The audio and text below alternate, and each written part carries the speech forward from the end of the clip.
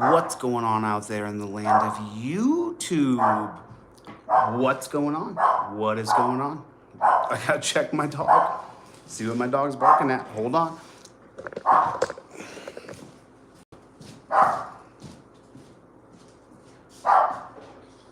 What do you got, Charlie?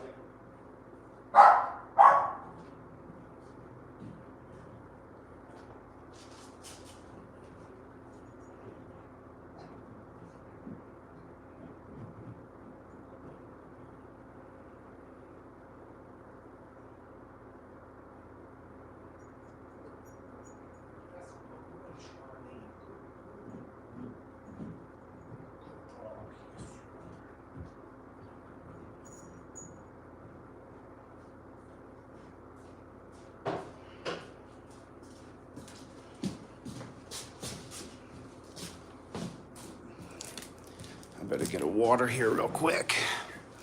So what's going on out there? How's everybody doing? Whew.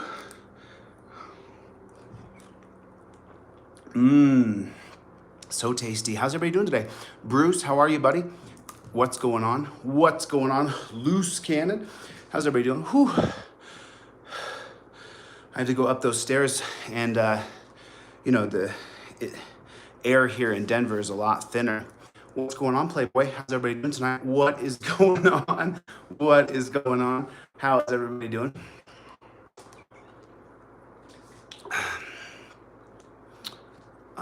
What is going on? Cool. Cool. I'm really glad everybody's coming. It's good to see everybody. I have been I misplaced my red glasses and I can't find them, and I'm a little like flustered because I really like my glasses, and always wearing a different pair is strange because, anyway, wah. I'll be getting a new pair pretty soon anyway, so that's okay. How's everybody doing tonight? What's going on? Jeff hates pigs. Jeff hates pigs. Jeff hates pigs is in the room, everybody. Jeff hates pigs. What's going on? Jeff hates pigs. How are you, dude? Doing well, everybody. Doing well. Good to see everybody. It's good to see everybody. So, you know, when you look down the history of time, right? And I think this is probably part of and we often will do things, our subconscious will do them for us. And you end up doing things that you don't realize you're doing. And what I did kind of subconsciously, and I didn't even mean to do it. If you take a look at the Supreme Court cases on the top, and then down below the lynching graph and the prison chart, right? So those things are down there. But then what I did is right down the very middle of this timeline chart is the leaders of our country, the presidents, the people who were elected president, what year they were elected, what party they're affiliated with. And so I saw this last night after I was done talking. When you take a look at it though, there's a backbone of leadership right down the middle of the timeline. And so, you know, I did that because you can start to see where leadership failed. You know, leadership, you know, failed us here. And so it was, where did leadership help us the most though? Where did a strong sense of no matter what happens, Mikey B, let him, Michelle, let him, Mikey B, let him talk, dude. Let him talk. Nothing, I just didn't hear from you, Yum. I didn't get an email from you. Mikey B and let him, Michelle, let them say whatever they want. They can say whatever they want. Okay? I unblocked everybody so that everybody can say whatever they want. So my moderators, who are my friends, do me a favor. Just let them say whatever they'd like. You know? They're free to say whatever they'd like. So, yeah, Stephanie, I will remod you. Let's talk on Facebook. But let me finish this lecture real quick, and then let me get right back to it, okay? What's up, Playboy? What's up, Playboy? So what I noticed though is when you go down the center of what I created subliminally, I put the backbone as the leadership part of the entire poster that I put together. And I did it subconsciously because I could have put the timeline at the top and dripped everything down, which was a consideration. But instead, I decided to put the center, the presidents of the United States. Now, where did strong leadership serve us best? You're going to go back to the beginning with Washington and Hamilton and Jefferson. And then when did leadership again serve us best? You're going to go to Abraham Lincoln. And then when did leadership again serve us best? You're going to go to Franklin Delano Roosevelt. Maybe. Depends on defeating Hitler. Dude, Ali Baba.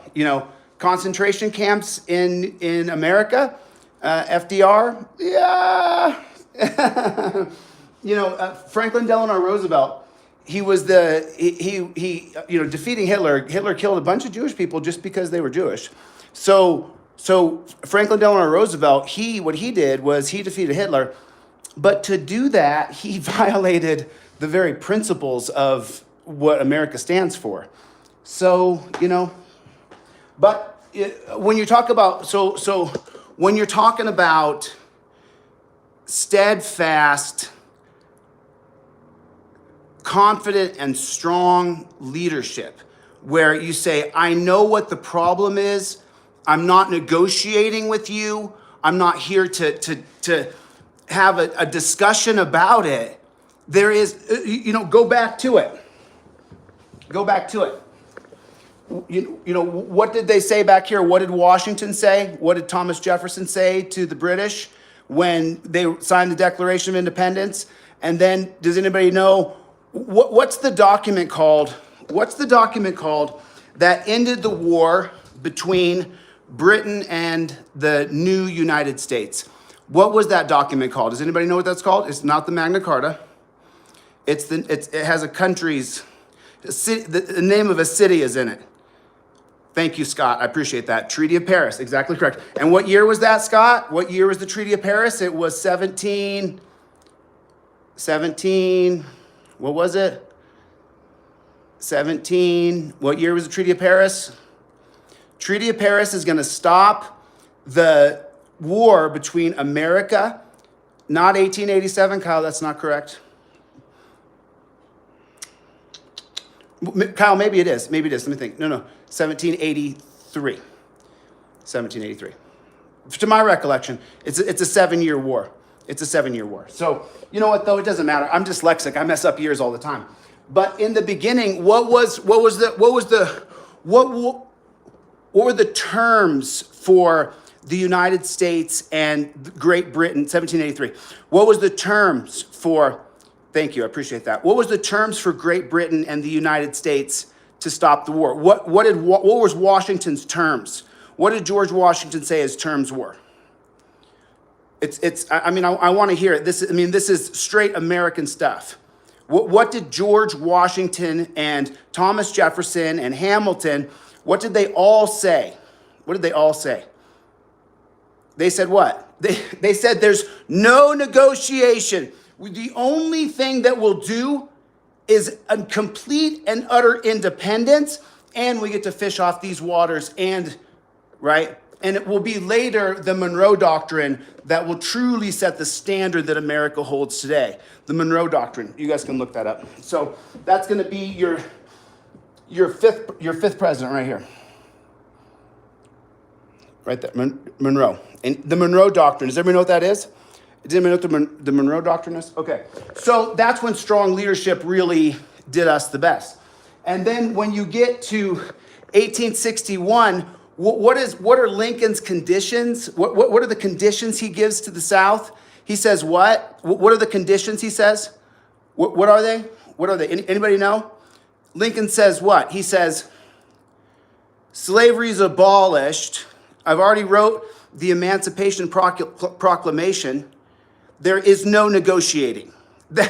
This is what Lincoln says in 1865. He says there is no negotiating. There's no negotiating, okay? So then as you go down the line here, remember, people hated Lincoln for this. They hated him. They hated his guts. He said, I refuse to negotiate with you.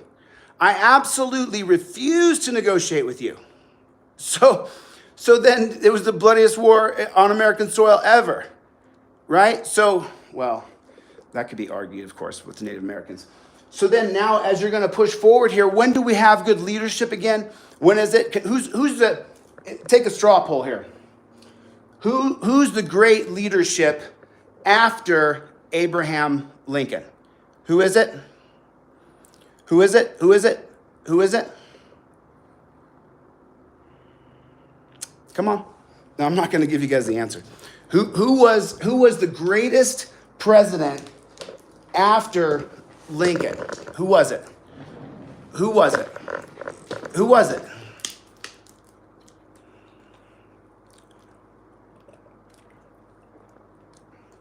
It was James Polk.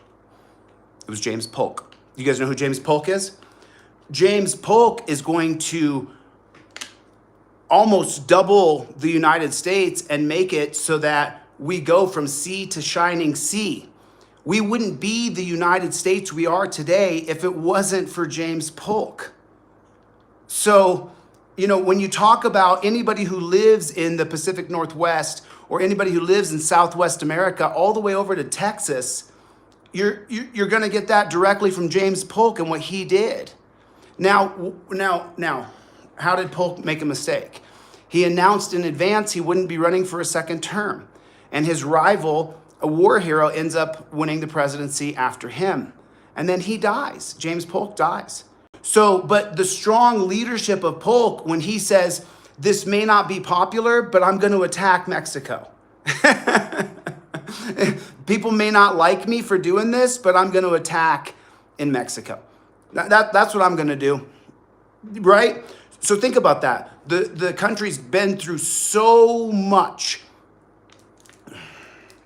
The country's been ripped through hell and back. And James Polk, what he still does is says, I'm going to attack Mexico, and then I'm willing to go to war with Great Britain and Canada in the Northwest. A couple little fights, and then he ends up just buying it. We'll just pay you, and we'll meet at the, what is it? It's the 49th parallel, I think it's called, right? So it's like, who's the best leadership after James Polk? KT, do me a favor, all moderators, don't time out anybody, don't block anybody. You know what I'm saying? Hey, Chille's Car, thanks a lot for the donation, man. I really appreciate it. I really appreciate it. Thanks a lot. Who's the best leader after James Polk? I want you to focus for a second. Who's the best leadership after James Polk? You're going to have James Polk, and he's going to do all that, the Southwest and the Pacific Northwest right here. And then you have Zach Taylor. He's not going to make it. Millard Fillmore, Franklin Pierce, James Buchanan, Abraham Lincoln, Andrew Johnson, Ulysses S. Grant, Rutherford B. Hayes. Why is Rutherford B. Hayes significant? How come Rutherford B. Hayes is significant? Why is that? How come he is? Why is that? Why is Rutherford B. Hayes significant? Why would I stop on Rutherford B. Hayes when I'm talking about leadership? Because Hayes is going to be the example of bad leadership and the degradation to America. I mean, you could go back actually on a few of these, Franklin Pierce, you could go to Franklin Pierce, not fantastic. Andrew Johnson, obviously the first president to ever go through impeachment, not fantastic at all. And then as you come down here, Grover Cleveland, I loved researching Grover Cleveland, super interesting guy, not necessarily a great guy because you can correlate the years he was president, 1893, 1897, 1885 to 1889, and Benjamin Harrison is between him, but you can correlate his presidency with those lynchings in 1897, and you're going to have some really bad lynchings here when Grover Cleveland is president, so his presidency is kind of marred. It's kind of marred. It just is. And then as you come through here, up in here, now you're going to have Theodore Roosevelt. What's Why is Theodore Roosevelt going to be significant? But then Woodrow Wilson, let me ask you guys a question. Why is Woodrow Wilson significant? Does anybody know why? Woodrow Wilson is going to, Prohibition is going to be started in 1919 with the Volstead Act, but then Woodrow Wilson, he's going to veto Prohibition and tell Congress that has voted that America should prohibit alcohol. Woodrow Wilson is going to veto that and say, that's a bad idea. You're going to create a criminal state, a criminal class. So he ends up being correct. I mean, this is where the industrial prison complex is created, and there's Woodrow Wilson right now rolling over in his grave and saying, I told you guys you would create a prison system. You would create an absolute prison system. That's what would happen. So I'll take a break now and say hello to some people. What's going on, everybody? How is everybody doing? Mods, good to see everybody. Thank you guys for coming. I do appreciate it. Who else is here? Anybody new? Anybody new? Push the number 1 if you're new. Number 1 if you're new, if this is your first time here and you've actually heard a lecture. Okay.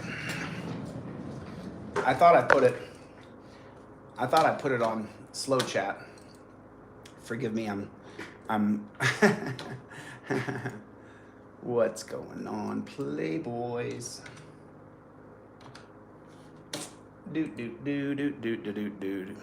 There we go.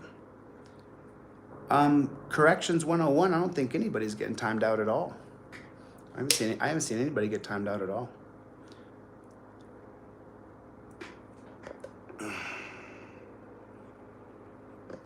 Oh yeah? Cool.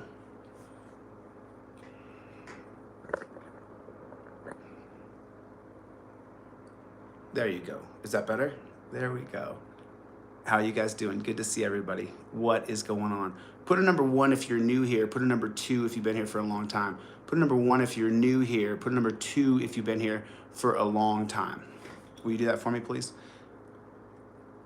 Hey, everybody who's here right now, nobody's getting blocked and nobody's getting timed out. You guys, this is free speech. This is your free speech. There's not, you guys, here, let me show you. So you go right here. Let me just show you real quick. You go right here and you go to settings right here, and then you go to community, and then you scroll down here and it says hidden users. Do you see that right there?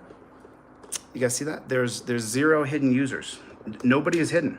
Yoda, you're not blocked anymore. Nobody's blocked. There's nobody blocked. You guys can say whatever you want. You have total free speech. You can. There's nothing. I would try to keep it within the boundaries of humanity, but I guess the gloves are kind of off, aren't they? So people are going to say whatever they want. But, the reason why I'm telling you guys this and I'm having this talk about the leadership of presidents is because, through every time period in history, there's not a single time period, and obviously,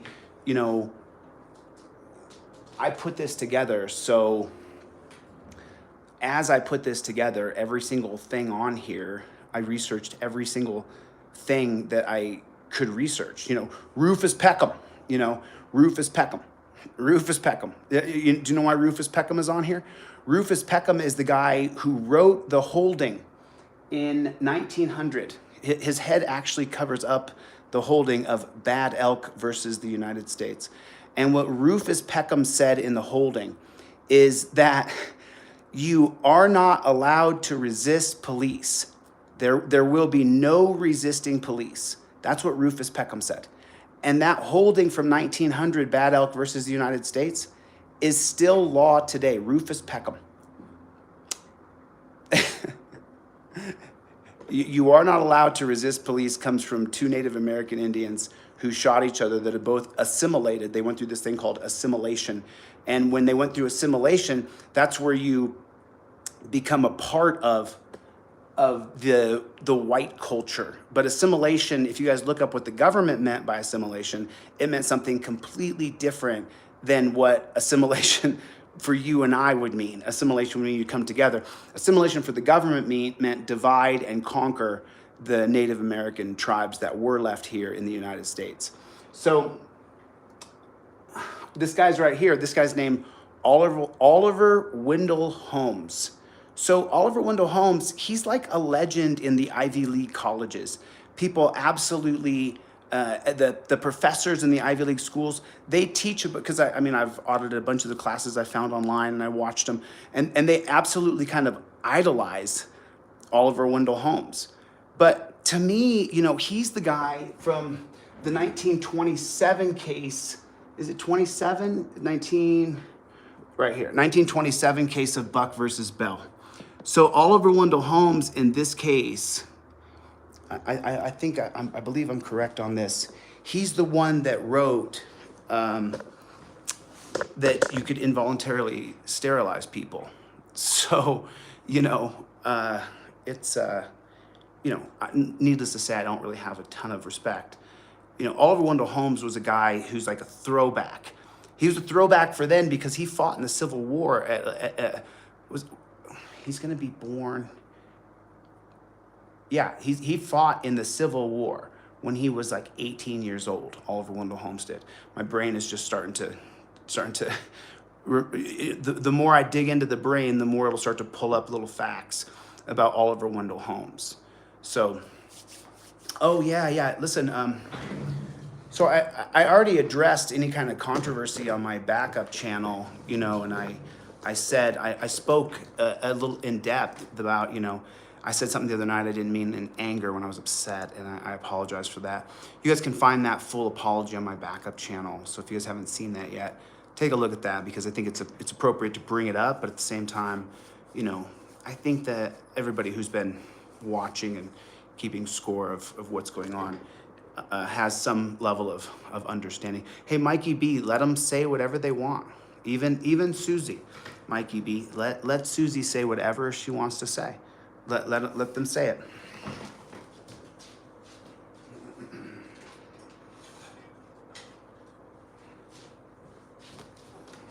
There we go.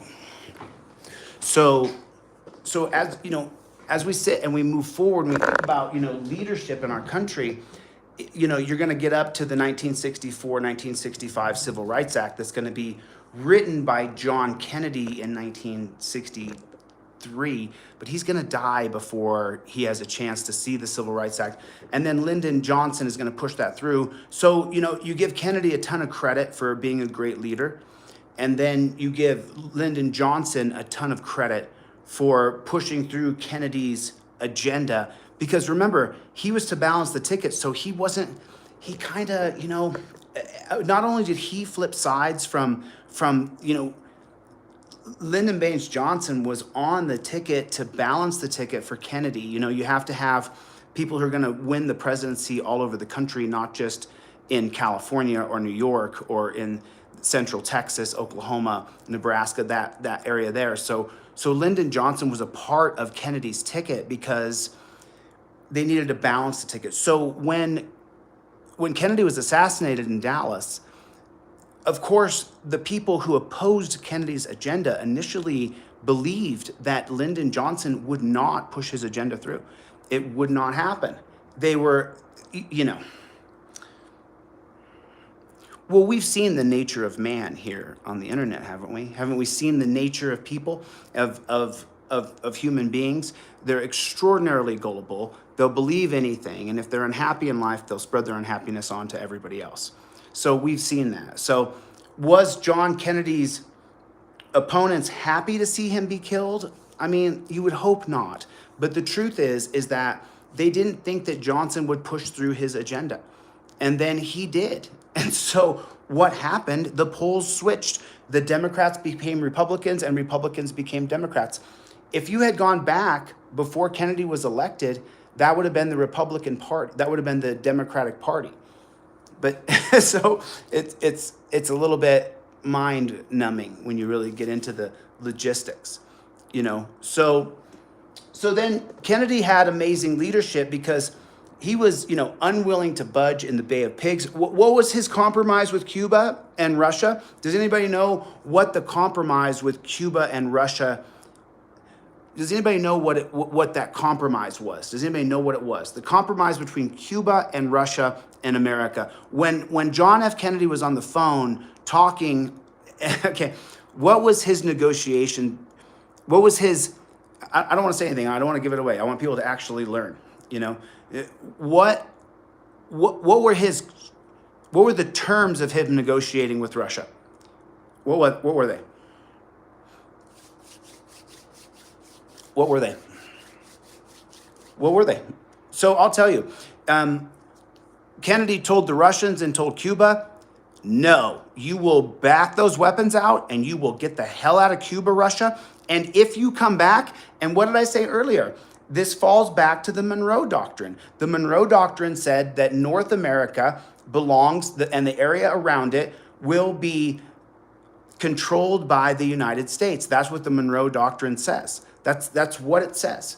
So Kennedy actually invoked the Monroe Doctrine. And what was the year of the Monroe Doctrine? Anybody? Let me get some water. Oh, I'm so sorry, Charlie. Oh, where you at, Charlie? Charlie, where'd you go? Charlie, where'd you go? What are you doing, buddy? You sitting by the door. What are you doing? The Cuban Missile Crisis. That's right.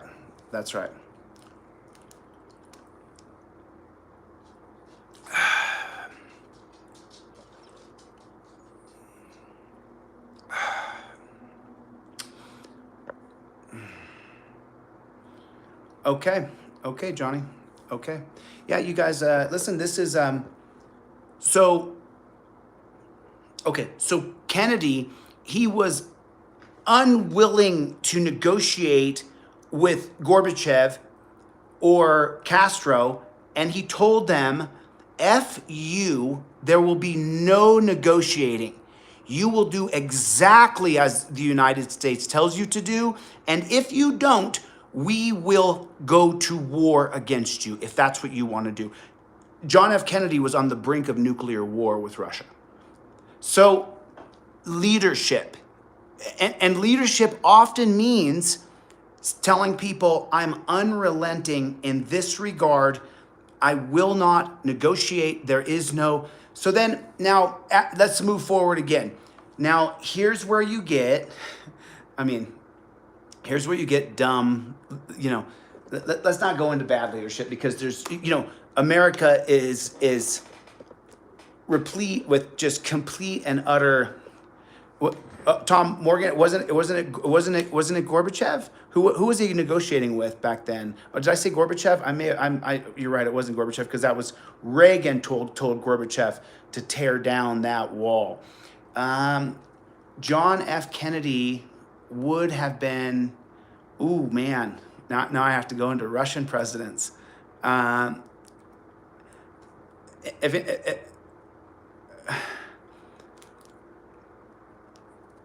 What? God bless it. My brain ain't gonna get it. Was that who it is, Ivan? Khrushchev? Is that? Yes, Khrushchev? Thank you, guys. Thank you. I appreciate that. Thank you so much.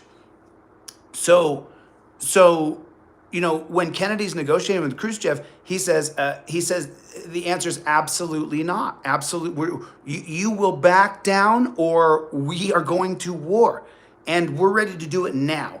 Kennedy alpha mailed him. He big balled him. He drug his might across. He took his arm and said, "You'll do what we say," and Russia backed down, and Cuba backed down. So it's like, when you get there, it's like, that is some.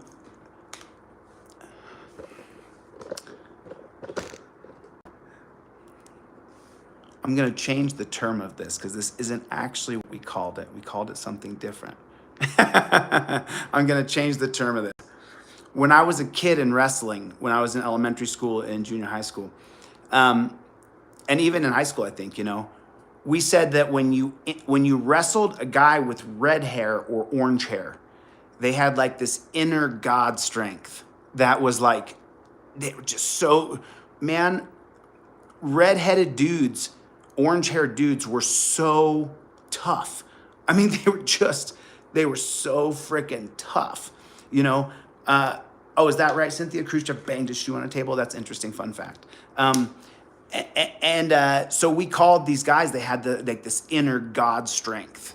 You know, we actually said something different that was vulgar that, you know, first stage adolescent boys would say. But I like inner God strength better because it really actually, it takes the crudeness out of it and it really exemplifies the meaning of what we were saying. When you wrestled a guy who had red hair, man, he had like this inner God strength, right?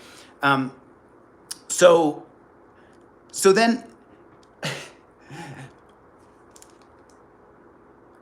I want to equate this properly and I want to say it cleanly. I don't want to say it dirty. Okay, so Kennedy exhibited this inner God strength, you know, where he just, you know, he said, I'm not backing down. I'm not going to say, I don't say die. I don't give up. I don't surrender. The answer's no. There will be no negotiating. You will back down or you will face my inner God strength.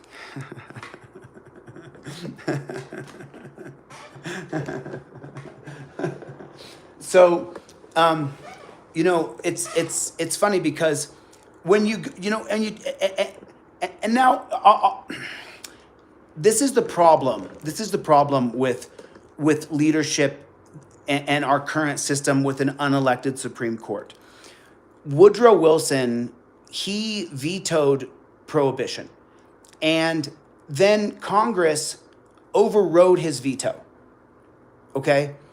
At that point, it ruined our country. You know, just, you know, prohibition ruined our country. It created the industrial prison complex. It gave Harry Anslinger a blueprint for how to lock up people he didn't like, which were people of color, Mexicans and blacks. He did not like them. He wanted to lock them up. But it protected the empire of Lamont DuPont, William Randolph Hearst.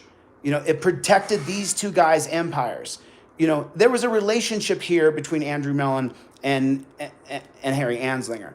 But, you know, his Standard Oil had already been broken up in 1911. So when John D. Rockefeller's Standard Oil was broken up, you know, he was then working for the elites that took ownership, the 7 families that took ownership of Rockefeller's Standard Oil fortune. So, you know, hey, Golden State, you know, you can let delete that person right there. You can let them. You can let them say whatever they want, dude.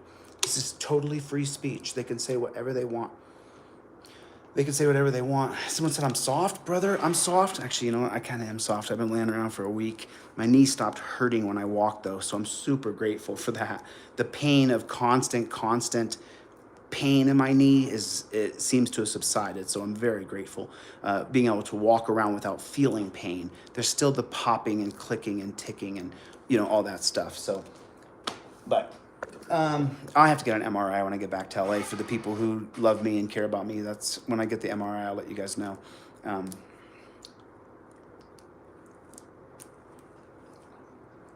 So then, you know, I guess, you know, honestly, I kind of have failed to mention leadership here in the Black community. I haven't really addressed the Black community leadership, you know. And so when I say Black community leadership, what's the first name that comes to your mind? What's the first thing that comes to mind when I say Black leadership in American history? When you think of the history of Black leadership in America, tell me what you think. The first name that comes to your mind, if you guys will type it up there for me, and I'll read off a few people's ideas. What do you guys think? When you think of Black leadership, I want to take your ideas of what Black leadership are. Malcolm X is a name. That's one.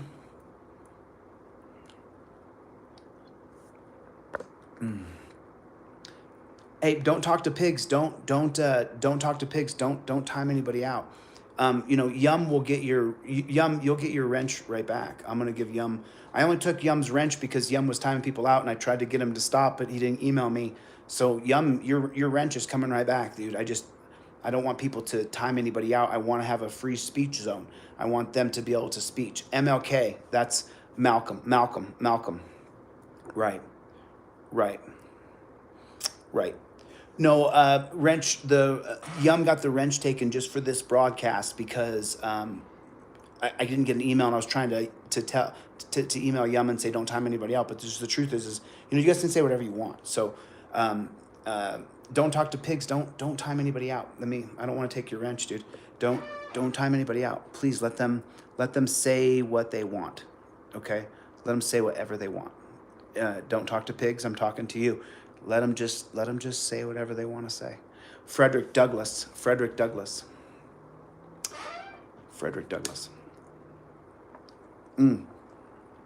Rosa Parks. Booker T. Washington. That is a good one. Booker T. Washington's a little bit, I got Booker T up here I got him up here. Where is he up there? There he is. There's Booker T. Washington. Right. Oh, right above him. There he is. There's Booker T. Washington right there. And I've probably talked about this before, but I've probably spoken about this before, about Booker T. Washington and the Atlantic Compromise, what he wrote in the Atlantic Compromise.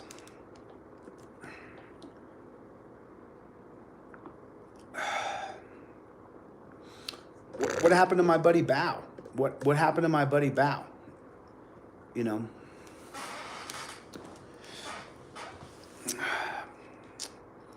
I don't know what happened to Bao. Thanks, Kyle. Appreciate that, man. Thank you for the kind words. I can't find my glasses, so I'm just really bummed about not finding my glasses. But let's stay on the lesson of history, and let's talk about history a little bit more succinctly, and talk about exactly what because just for me, I'm a constitutional law scholar, so I've studied the laws around the Constitution and the constitutionality of those laws. And so for me, digging into the deep understanding of the culture of America at every different time era, that's where my constitutional scholarly brain was really focused. And so when you get to the understanding of the constitutionality of law, right? Okay, so when I say that, it's not simple. It's understanding the philosophies that created the Constitution. And those philosophies, I've talked about it on several different occasions. John Locke in the top here, Jean-Jacques Rousseau, and Charles de Montesquieu, just went Montesquieu, just went by Montesquieu, like Gandhi, right? So now, when I talk about those philosophies of the foundation of our country, what I'm talking about is understanding what those philosophies are based on and what they mean. So when I say natural law, you can just rattle off life, liberty, property, right? You have a right to life, you have a right to be free, you have a right to property. Okay, so that is the central structure of our country. That's the central structure of America. That's what America is based on. That's what we're based on. Okay, so everybody who follows the channel and likes to learn something, I want to help you learn something here. And this is where you don't have to be a constitutional law scholar. You can just take this in, okay? Just take this in. So we all agree that natural law, life, liberty, property is the foundation of the American Constitution. That's just the way it is. That's what the founding fathers wrote into it. Thomas Jefferson wrote 95% of the Constitution. He was for life, liberty, and property. And he was for a less centralized, he was not for a centralized government. But now let's get into the details of understanding the Constitution, what happened is we allowed bad men to do things. And so when you get into this 1816 case of Martin versus Hunter's Lisi, when you get here, this case right here is based on Native Americans being able to sell their property. That's what this case is based on.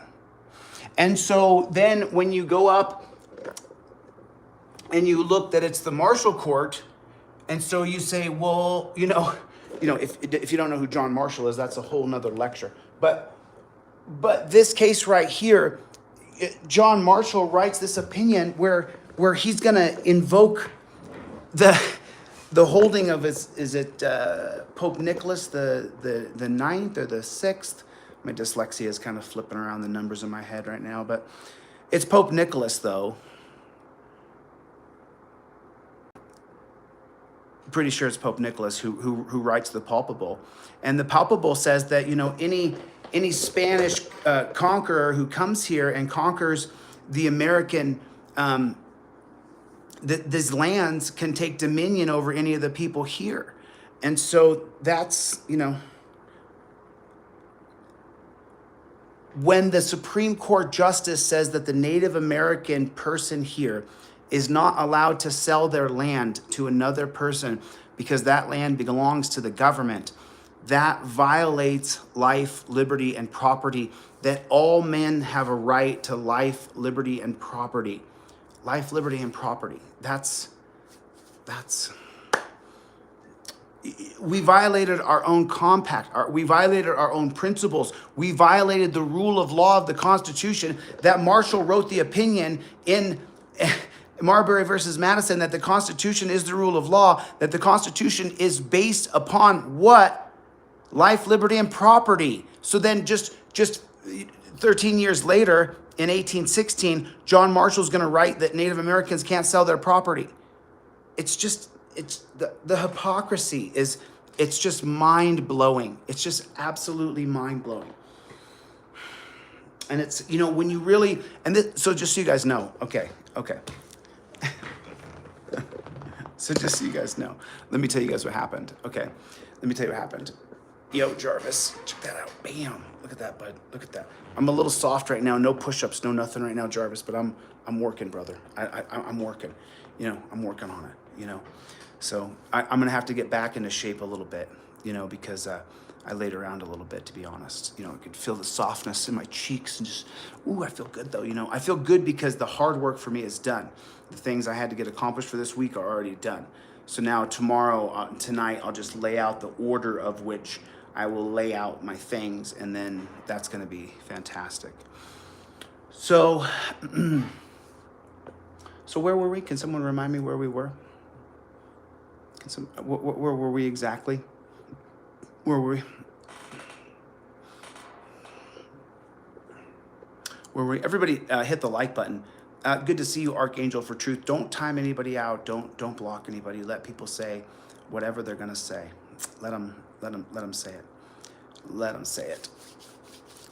Oh man, I wish my buddy Zayner was here. I love Zayner. Zayner's a good friend and he's a good dude. He's a good human being. 100% correct. So, good person. Good person. Yeah, I'm soft right now, dude. I've been laying around for, but you could have seen the hard me if you just go back to what, right before when I was in my Airbnb. I unbanned everybody. There's nobody blocked. I showed the screen. There's nobody blocked on this channel. You guys can do whatever you want. You can say whatever you want. There's not a single person blocked on this channel. Nobody. So, how you doing? Say whatever you want, man. You're a free human being. You know what I'm saying? You're a free person. You can do whatever you'd like. You have freedom of speech all you want to have. So I'm it's weird because I was I was wound up, and then I think this calmness just came over me because I don't know why, but I was kind of wound up, and then I was like, I'm just not anymore, because I think, hey, Cart 118, what's going on? How you doing? So, yeah, bye, AMC. Okay, okie dokie, okie dokie.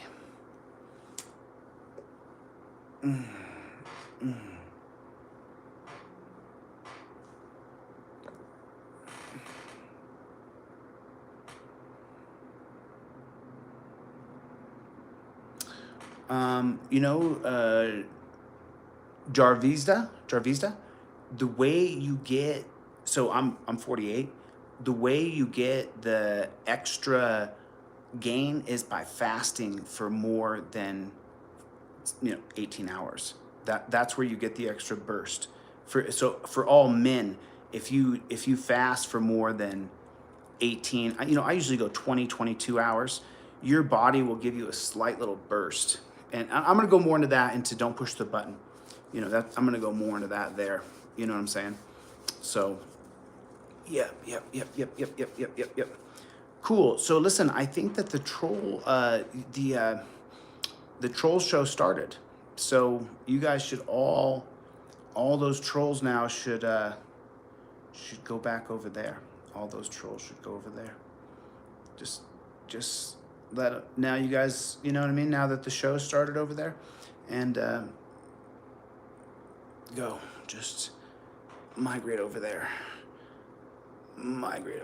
Just go over there. Just head over there. Yeah, I do. Listen, I haven't done anything for a couple weeks. You guys heard me panting just running back up those stairs. I was actually super grateful.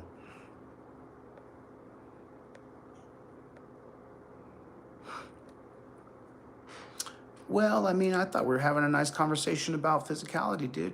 You know what I'm saying? I thought we were having a nice conversation about physicality. And by the way, people can write down anything and say anything they want about you. They can, I could right now write down that Greg B did this or did that, or he's bad in this way. And if I just write it down on a piece of paper, then it must be true. And so it's just, there's people who are, where's Yum at? Is that Yum, Chevy? Can you check on that? Is that my Yum? Is my Yum back in here?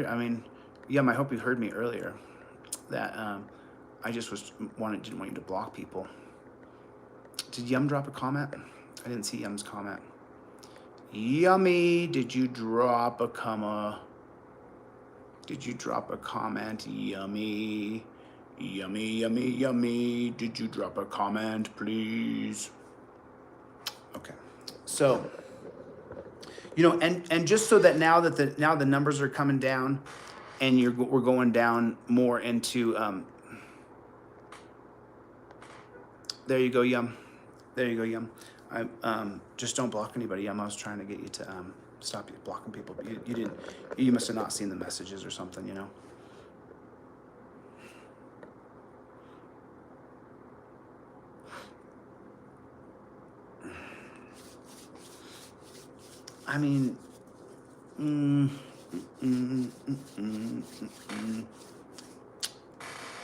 So, and that's, this is the whole thing. I think you guys, how many people have been here since the beginning of this lecture? Push number 1 if you've been here since the beginning. Put a number 1 if you've been here since the beginning of this lecture. Put a number 1 if you've been here since the very beginning. And then I'm going to tie this all together, because I do have to lay some stuff out still tonight on my whiteboard, and then put it into the proper things, and then put those PDFs into the proper stacks. So now what I showed you guys was that when you go down the history of time, there's been, so Dan, good to see you, bud. There's been some things here that I put here, right? That I talked about George Washington and Thomas Jefferson, guys who wouldn't back down, and you could add in all 5 of the beginning founding fathers, and you get to the Monroe Doctrine. And wow, he lays it out where he says, we're in charge of the North American continent, and if anybody comes around here, you're gonna face right? And then you go up to James Polk, and James Polk's gonna pick up, after Thomas Jefferson's gonna get the Louisiana Purchase in 1803, then James Polk is gonna pick up the entire Northwest and the entire Southwest, and so then after that happens, you're going to keep coming down the line. And I think that we stopped on, I believe, at FDR. We stopped on FDR because, FDR, remember, most presidents had relinquished the presidency after 2 terms. You're not going to get the 2-term presidency thing until the 22nd Amendment. So, if you didn't know that, that's what the 22nd Amendment is. It limits the president to having 2 terms only. And FDR, what he does is says, I'm going to run for president 4 times and he wins. And then he dies.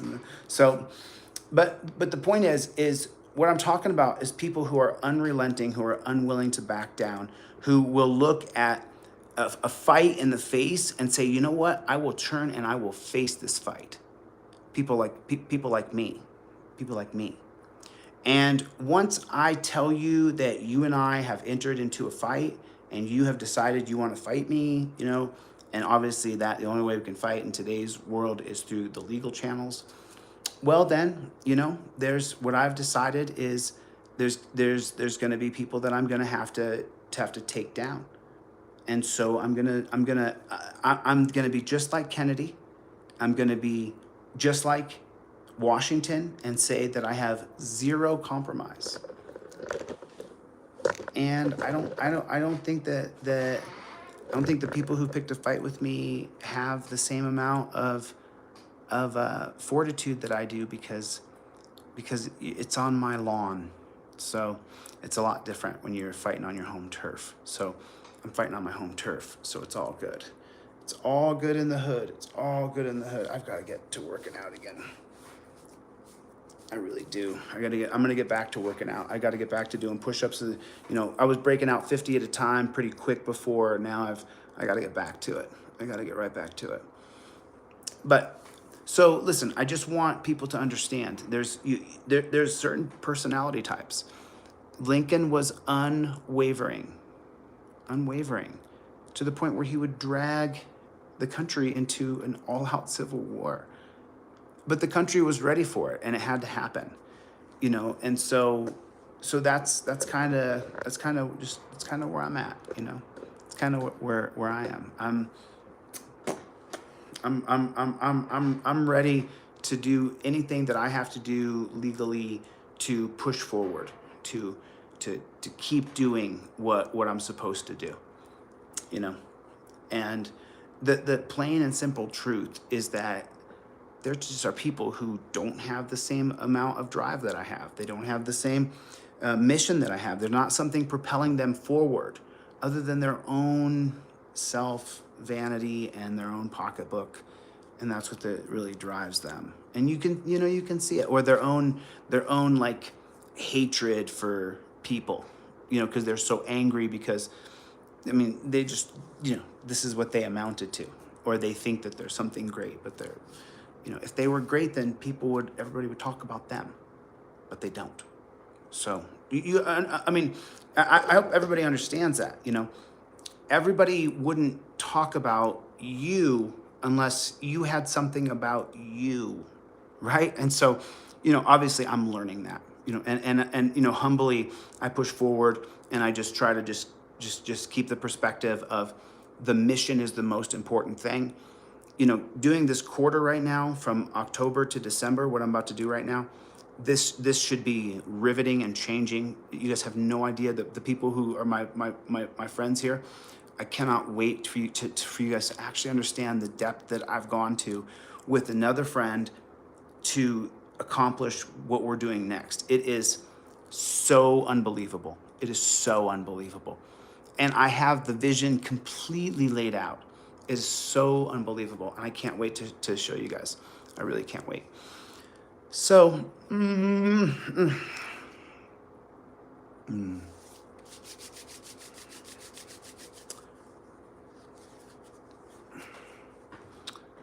No, so, you guys, you guys don't understand, man. How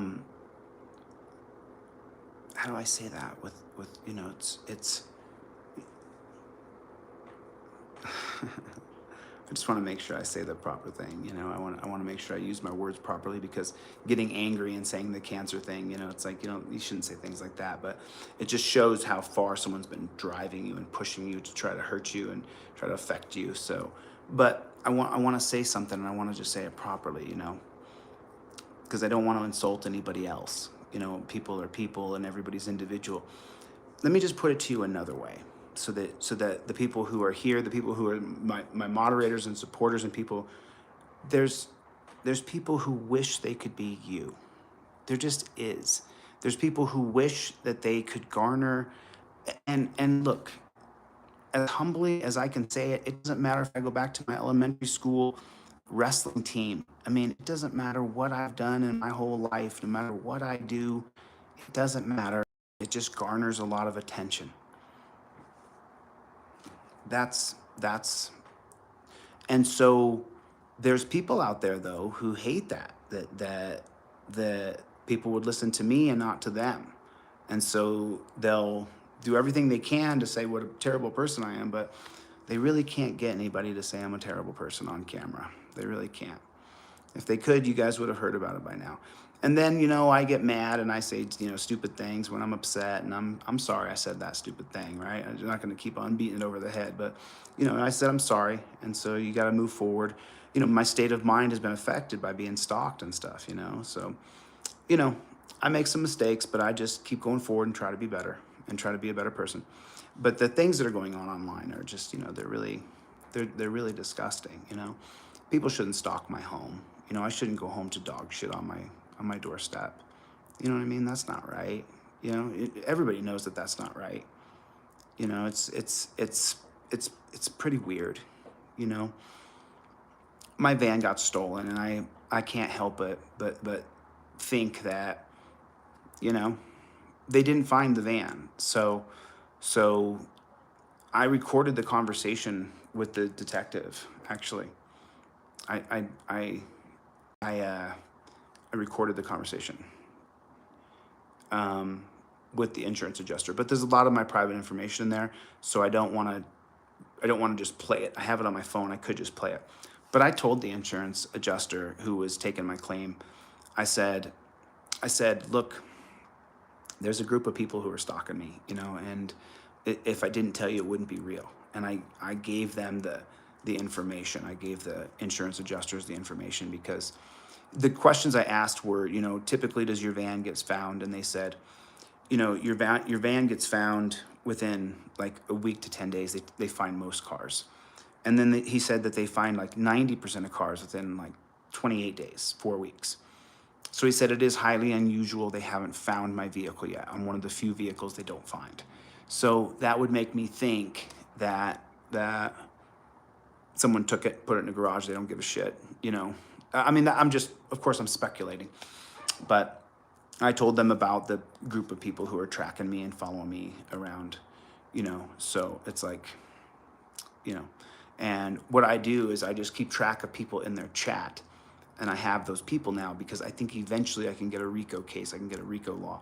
I can get federal charges brought on this person for the amount of craziness. And that's how new laws are created. You know, you shouldn't, you know, stalking people across state lines and, you know, tagging their GPS coordinates and stuff. I think that that's just, you know, it creates a dangerous precedent, and then continually lying about someone, saying that they're a drug addict and they rape girls and they have Ponzi schemes and this is a horrible person. You know, you're not always talking to everybody who's got a level head that isn't going to see you on their TV screen and believe, you know, they're telling the truth about this guy. And so it only takes one person with an IQ of 70 or 65 to go, you know, I'll just stab him or shoot him, and then I'll be a hero, you know. And there's, you know, remember, there's a 50-50 mark, so there's 50% of people who are below the line of what should be an average normal intelligence, you know. Joe Biden. Actually, Joe Biden, when he was young, was brilliant. He was just an authoritarian piece of shit and always has been. He's never been good. He's never been a good guy at all. I mean, I've studied Joe Biden in really, really great detail. So, you know, he's a really shitty person. Yeah, there's actual evidence of people stalking me, you know. I mean, I can show it to you guys if you want to see it, if you've never seen it. I have actual people. I mean, I've got all the screenshots of them tagging my location as I go across the country and stuff. I mean, if you think that's cool and you're here, you know, hate watching me, that's cool. If you think that's okay to do to another person, I think that that's, you know, yeah. I saw her thing yesterday where she played the victim, where, you know, she was like, it's, you know, I can't believe I'm in this position. What are you talking about? You've done this to lots of people. I'm just the first one that went at you, you know. I'm just the first one that actually turned and faced this. You know, it's like it. But you know, I'm not sure if you guys noticed or not, but you know, I went to sleep and I'd said the stupid cancer thing, and I was, you know, I was upset and having, you know, I don't want to have to deal with this. I want to work on the solutions for the future. And so then I just was like, I just got to a place where I was like, it's like, it doesn't really matter. And these people who come to this page and say hateful things or do hateful things, it doesn't really matter. Their words don't really matter. That doesn't hurt me. You know, the ridiculousness of tracking someone or, you know, driving along in a car. You know, the other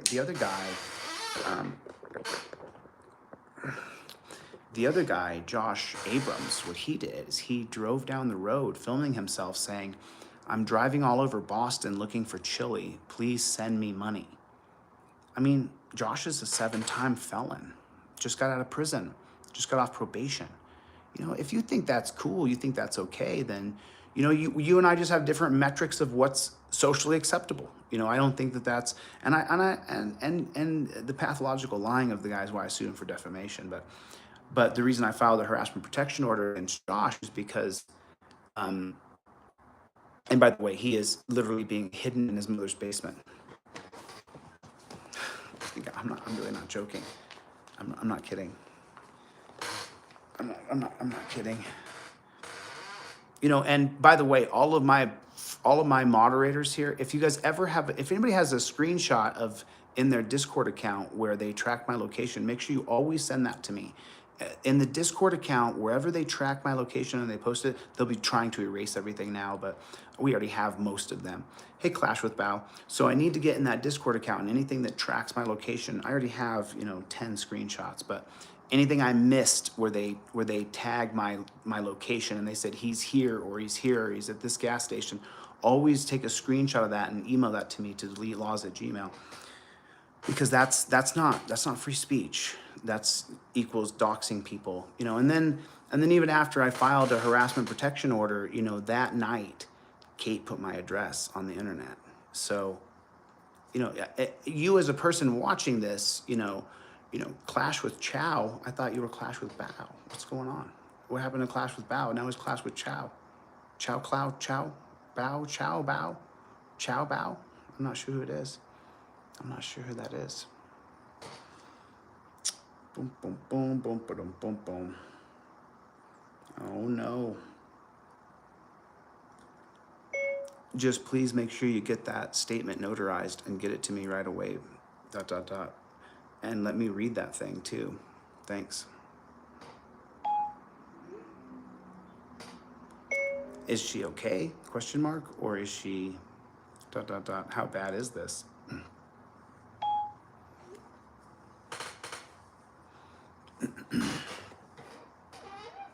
Well, we're gonna find out, you know. Oh, Bow is okay. Cool. Hey, Bow's group. What's going on? So Bow, you know, I threw out a challenge to Bow to get a hold of Deborah. I don't know if maybe he turned to the good side. You know, maybe he didn't. Maybe he did. Maybe he didn't. I'm not really sure. I'm not really sure. You know, I mean,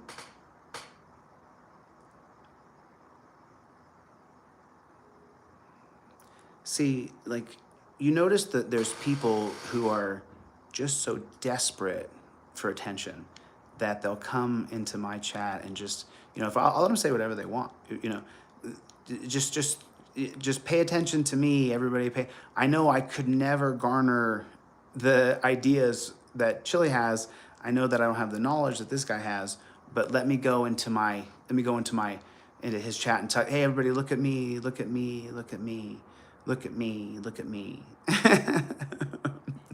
But the truth is that you're not interesting. If you were, let's be honest. I mean, because I have to talk about a couple of things, right? So Mikey, Archangel for Truth, if these people were interesting, if this guy was actually interesting, right? If he could hold an audience on his own by just using his own talent, he would do it. But he doesn't have any talent. Hey, Dust Away Jim, why are you here? You're here because of my energy. That's why you're here. That's why you're here. You're here because I'm here right now broadcasting, and then you're here saying, you don't have any answer. You make my point for me, brother. You make my point for me. Like, oh my goodness. Oh my goodness.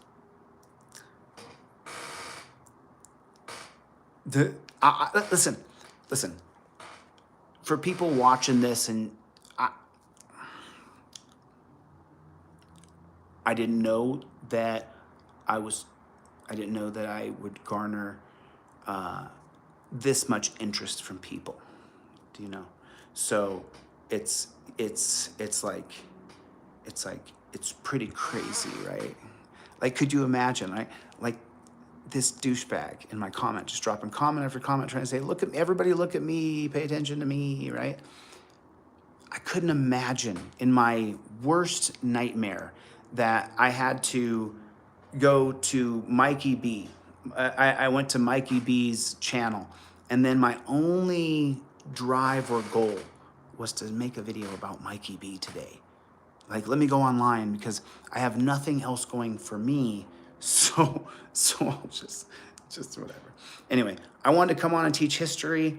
I'm glad that we got this for the record. I'm so glad that we got this for the record. I'm super grateful. Worked out perfect. Moderators will go right back to what we do on the, it's like, right. No, the tribe, you got it. You nailed it, the tribe, because you'll never be me, bro. Sorry. So, anyway, listen, I'll end it with that, and I'm going to get the flock out of here. You have rights, cops have duties. Did you rage quit? Are you rage quitting? I wasn't sure if you were or not.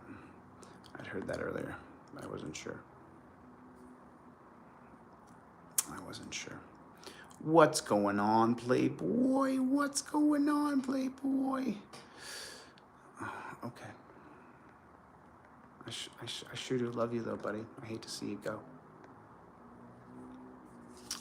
Love you, brother.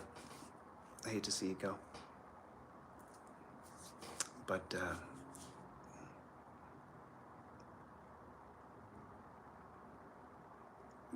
that, I may have removed someone else as a moderator. I don't know. Whoops. Oh no, Bruce, don't time it out. Don't time out anybody. Let them say whatever they want, buddy. I know. Let them say whatever they want. But just, we want to have something. We talked earlier on email. Get the flock out of here. Have you guys, do you know what I find really funny? Do you know what I find really, really funny? Here's what, if I'm the bottom, if I'm the bottom of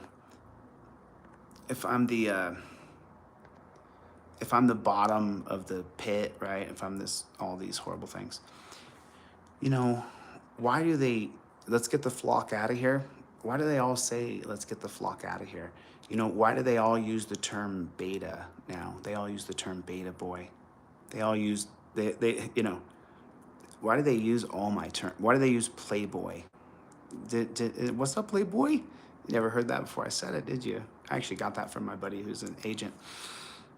You never heard that before. So why do they use my words if I'm such the bottom of the barrel if I'm so bad. You know, this dude in here trying to, everybody look at me, look at me, look at me.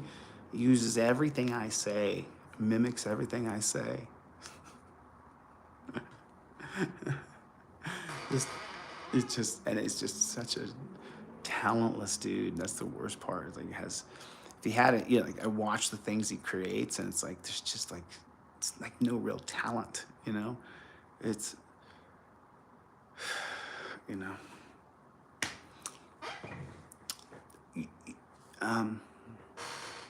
Well, someone just said, why do I hate Team Skeptic? Team Skeptic has opened himself up to some legal proceedings, is what he's done. And I've already started the actions. So he'll have to deal with that when he gets back from Europe.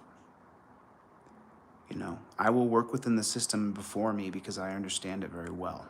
So, and I have people who help me. There's a lot of my helpers, Thanks for helping me, guys. I appreciate you guys out there who do help me with stuff, because there's a lot of you guys who help me, and I really appreciate it. So, what's up, Playboy? What's up, Playboy? What's up, Playboy? As far as, why I don't hate Team Skeptic, he just makes videos about me that are slander and libel. You can't slander and libel someone else and then them not sue you for that. You have to face that. You have to face that when you do something wrong to someone that works outside the boundaries of law. But he has a little time. He has time till I get back to California. So, and that's when Kate has a little bit of time as well before I file that federal affidavit to arrest her for I've gone through crazy things, guys. Crazy things. So, No, they just, remember, I'm a game changer. And I didn't even know what I was before June 2021. I got a good friend back in LA. He may see this, he may not. He watches a lot of my stuff. We've been friends for 15, 16, 17, 18 years, something like that. And we didn't always see eye to eye, and we've battled over stuff, right? But what his message to me was overall, and this is what I was not seeing, because you go in Hollywood and there's ups and downs and highs and lows, and but he always saw me in this higher light. Like I needed to be doing, big shit. He was like, Chille, you need to do big shit. And there was a few times I almost had really big shit accomplished. But anyway, we had a huge falling out, and we eventually healed our ways, because after I started this, I realized, I'm Ajax. I'm the comet. I'm the abrasive powder that scratches the residue off. That's what I am. And remember, so just make it real, right? You take some Comet or Ajax, you pour it in the tub, and you're scrubbing. The smell comes up. Smell good? No. Is it a fun job? No. Do people love Ajax? Right? Do people love Comet? Some people do. They're like, man, I love it. We get it done. And some people still love the smell of it too later. But for the most part, change agents are not loved. They're just... Lincoln was not loved. Abraham Lincoln was not loved. So, good to see everybody. V. Boyer, Mikey,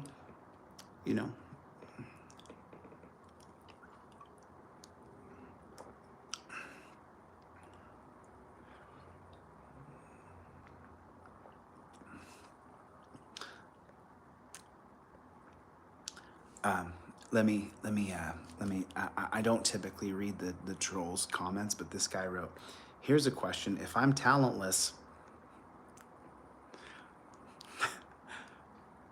if I'm talentless, how come, right? You are talentless, dude.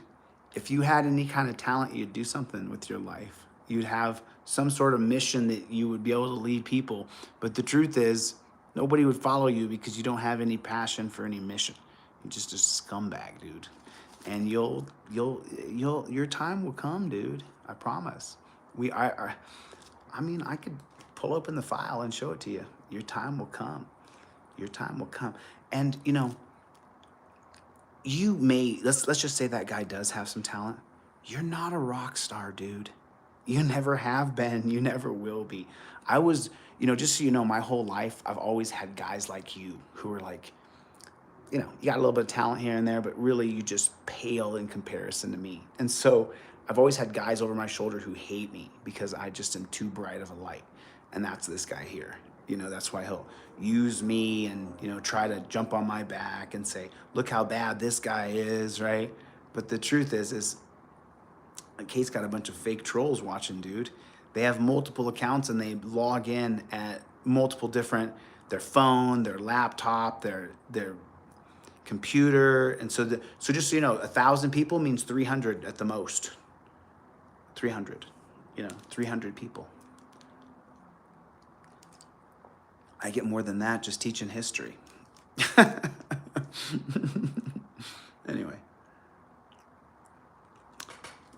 I'm glad they left. Thank God. Thank God.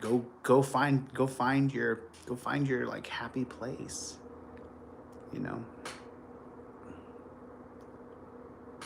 Do. I can't read that. It says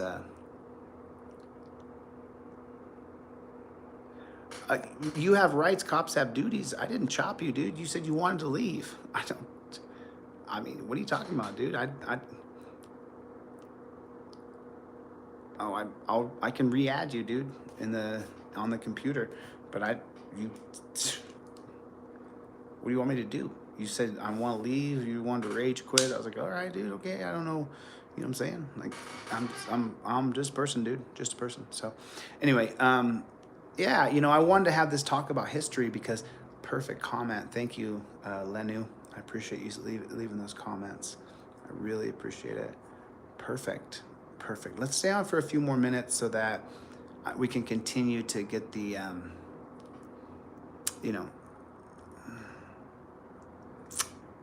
Oh, you don't, Blue Bacon. You don't get more views than me, dude. You have troll accounts. Troll accounts have multiple accounts, Blue Bacon. And then they watch through 3 or 4 different, hey, Frogmaster, Angel, aka Frogmaster, don't time out anybody. Don't block anybody. Let them say whatever they want. There's multiple sock accounts that log into, so there's a person who then logs into their phone, logs into their computer, logs into their laptop, and 3 different accounts. And that's how the troll accounts, because think about it. If they had that many viewers in their live, their channels would be growing, but my channel grows faster than theirs, and all my videos are downvoted and all my videos are demonetized. My channels still grow faster than both of all those trolls.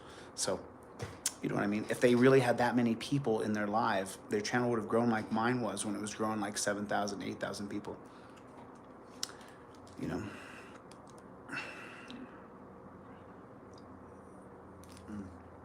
Kurt, you're more than welcome to super chat me. Is that what you're talking about? You wanted to.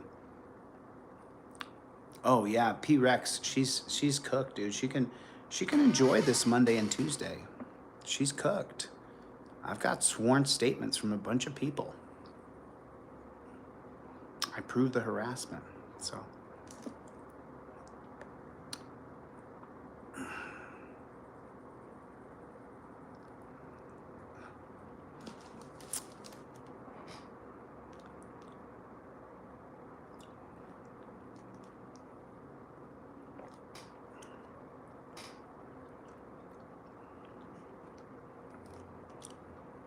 I know it. The tribe, doesn't he?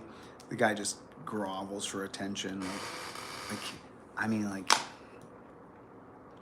know it.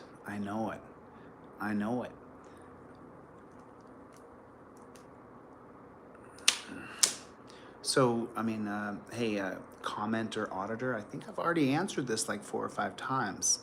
You can divide that number by 3 or 4 at the minimum because people log into multiple accounts with multiple sock accounts, and then that makes it seem like there's 1,000 people in there, but there's 250. It's just not true. I listen. It's so stupid. What are we arguing about? You have no mission. You have no quest. You have nothing going for you. You don't have anything that you want to do. So, listen. I gotta keep preparing what I'm doing. So I do gotta get the flock out of here. I gotta go. I got things I gotta do. Thanks for coming to my channel. I really appreciate it. Thanks everybody for coming by. It's good to see everybody. It was a nice lecture on the power that bees, the power, So It was good to see everybody. Thank you guys for coming. All the moderators, thank you. M-Star, hit me up on Facebook or hit me up on Instagram, M-Star Media, so we can talk. Love you. Love you. Love you guys. Thanks. Yum. Thanks. Thanks. I appreciate you guys. Thank you so much. I appreciate everybody coming. You know, really, it means a lot. I'm super grateful. You know, and thanks for all the comments. You know, it'll make a great record. I really appreciate it. Thanks, you guys. God bless you guys. God bless the United States. Hope you guys are okay, and I'll see you guys on the next one. Later, Gator.